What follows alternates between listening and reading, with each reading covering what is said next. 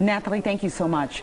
Unfortunately, there are children that, due to unforeseen circumstances, are dependent on the state of Florida for just about everything, food, shelter, you name it. Florida's Children First is an organization that was founded by child advocate attorneys from around the state to give these children a louder voice. To tell us more about Florida's Children First, we are joined by Howard Talenfeld and David Gagney. Welcome, and it's so good to see you. Thank you so much for having us. Oh, it's our pleasure. This organization is near and dear to my heart. Tell folks about Florida's Children's First and the important work that you do on behalf of these children. We organized about 10 years ago from around the state of Florida to try to give children of foster care a voice. So we have been fighting to get them representation. We recruit and train lawyers around the state of Florida. We fight up in Tallahassee to make sure that the legislature protects these children to improve the system.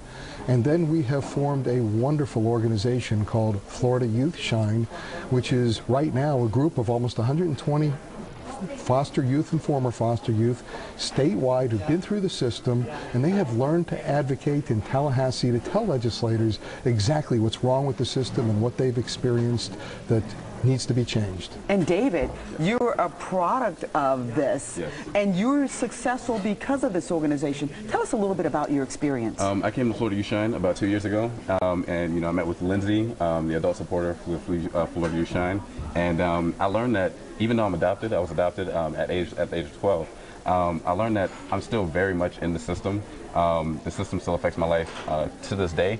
For instance, through college, the system is how I'm going to college now. They pay for my education, and I understand that there are things like different policies out there that the youth in care don't know of. For instance, the normalcy policy. Normalcy is basically just a way for the kids in care to be normal, because a lot of kids out there think, I'm in the foster care system, I'm not a normal kid, I'm not like these other kids, I don't have my mom and my dad with me. But in reality, it's, they are normal kids, and they have to know that. And the system in Florida Youth Shine kind of brings that knowledge to them.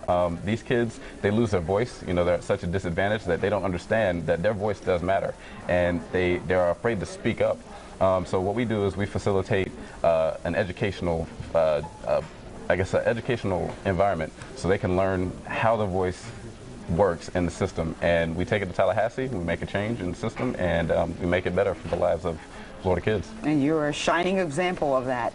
Howard, tell me, what are some big issues that you're facing on behalf of these children right now? Well, right now the state of Florida is facing revenue shortfalls, and there's a threat out there to cut the age of the Road to Independence program, which provides for the education and stipends for young persons like David, and they want to cut it back to 21. So if he doesn't finish college by the age of 21, he is done. Wow. And how would that change your life if you're just, all of a sudden the rug is pulled out from under you? Yeah, college is very expensive. School itself is expensive, and getting that knowledge is not always cheap. So I mean, if they were to take that stipend away, I still have a pretty strong support system being adopted, but those kids who are just as soon as they turn 18, they're just kicked off into the streets. They have nowhere to go, and that stipend kind of gives them that extra incentive to push ahead in education. What can people do to help you? Let me be blunt. We need support. We need financial support so that we can support an organization like Florida Youth Shine and bring the children's story to Tallahassee. Let them explain why and how this is going to impact their lives, to protect the dollars that are there, to support their educations and give them futures.